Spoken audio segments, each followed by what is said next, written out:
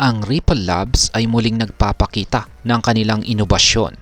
Sa kanilang bagong inisyatibo, balak gamitin ang RLUSD stablecoin upang palakasin ang ekonomiya ng mga emerging markets.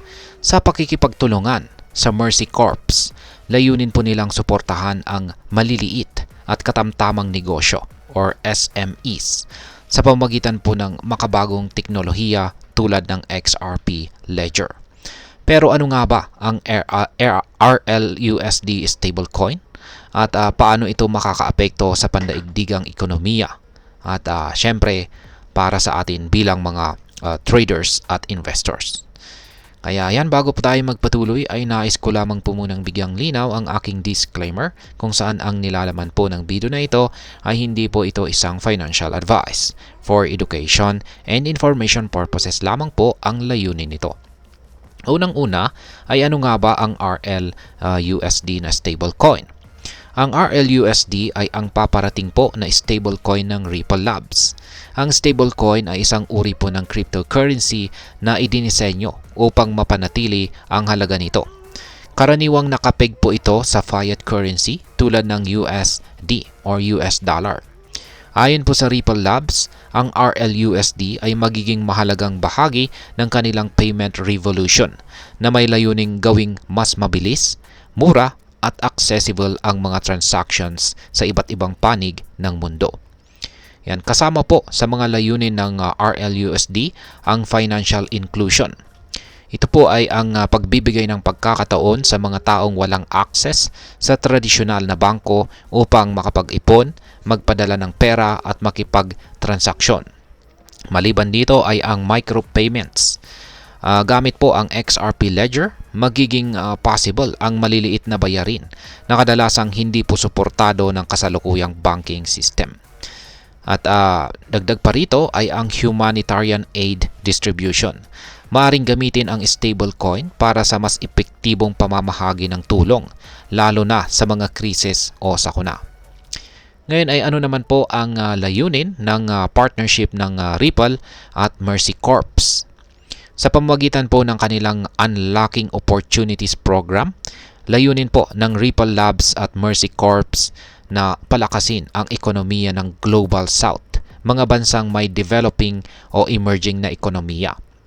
Ang programang ito ay nagbibigay po ng pondo hanggang 100,000 US dollars sa mga tech entrepreneurs at SMEs na gumagamit po ng XRP Ledger or RLUSD na stablecoin.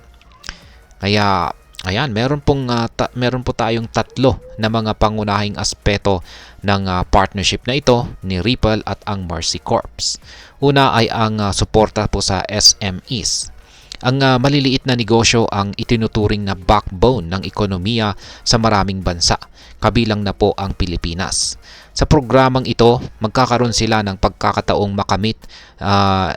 makagamit ng makabagong teknolohiya para mapalago ang kanilang negosyo.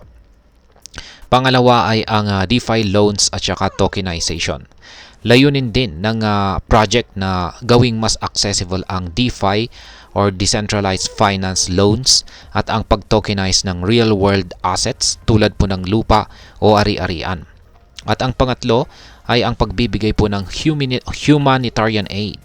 Ang RLUSD na stablecoin ay maaring gamitin para sa mabilis at transparent na pamamahagi po ng tulong sa mga nangangailangan.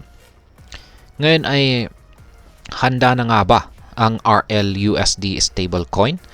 Bagamat wala pang eksaktong petsa kung kailan mailalabas ang RLUSD, kasalukuyan po itong sumasailalim sa advanced testing.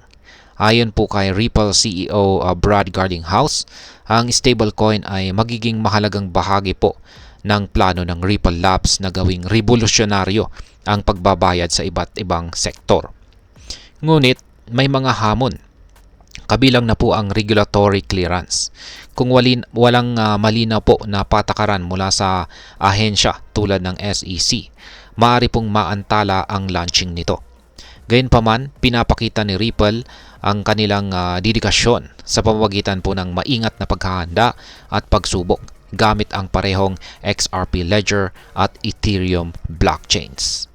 Ngayon ay ano naman po ang maaring maging epekto nito para sa atin bilang mga Pinoy crypto traders at investors. Ayan, meron po tayong apat na posibleng maging epekto nito. Unang-una ay syempre mas maraming oportunidad po sa negosyo.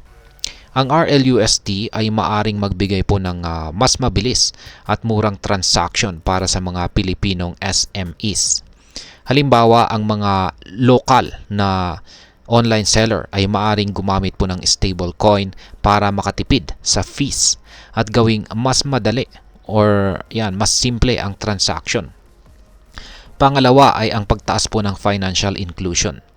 Maraming Pilipino ang walang access po sa tradisyonal na banking services. Sa pamamagitan po ng RLUSD, maaari po silang makapag-ipon, makapagbayad at makatanggap ng pera nang hindi nangangailangan po ng bank account. Pangatlo, mas maayos po na humanitarian aid. Kapag ginamit po ang RLUSD sa pamamahagi po ng tulong, mas magiging transparent at mabilis ang proseso. Halimbawa, ang mga biktima po ng bagyo ay maaring makatanggap ng tulong sa pamamagitan po ng digital currency na agad po nilang magagamit. At ang pang-apat o panghuli ay ang potential investment opportunity. Kung magtatagumpay po ang RLUSD at maipapakita ang kakayahan nito sa market, maaring tumaas ang halaga ng XRP at iba pang mga related assets nito. Ngayon ay ano naman po ang aking masasabi tungkol dito? Napakahalaga ng inisyatibong ito ng Ripple Labs. Ang pagsuporta po sa SMEs at final inclusion ay mahalaga. Hindi lamang para sa ekonomiya ng Global South, kundi pati na rin sa mga bansa tulad ng Pilipinas. Ang paggamit po ng stablecoin tulad ng RLUSD ay maaaring magdulot ng mas mabilis, mura at accessible na solusyon para sa mga tao at negosyo. Gayunpaman, mahalaga ring maging maingat. Tulad ng anumang teknolohiya, may mga panganib sa paggamit po ng crypto. Lalo na kung hindi pa malinaw ang regulasyon. Bilang mga crypto investors, dapat po nating pag-aralan ng mabuti ang mga bagong inisyatibo tulad nito at siguraduhin naiintindihan natin ang mga risk bago po mag-invest. Kaya ayan mga ka-crypto, ano po ang masasabi ninyo tungkol sa RLUSD stablecoin na ito ng Ripple Labs? Sa tingin nyo ba ay magiging game changer ito para sa atin bilang mga Pinoy crypto trader at saka investor? I-share na lamang po ninyo ang inyong opinion sa comment section sa ibaba. At ayan, hanggang dito na lamang po tayo sa video na ito mga ka-crypto. Sana po ay inyong nagustuhan ang aking paliwanag sa video na ito. Kung inyo po itong nagustuhan, pag-click lamang po ang like button nito. Marami pong salamat sa panonood, ingat po tayo lagi at God bless po sa ating lahat.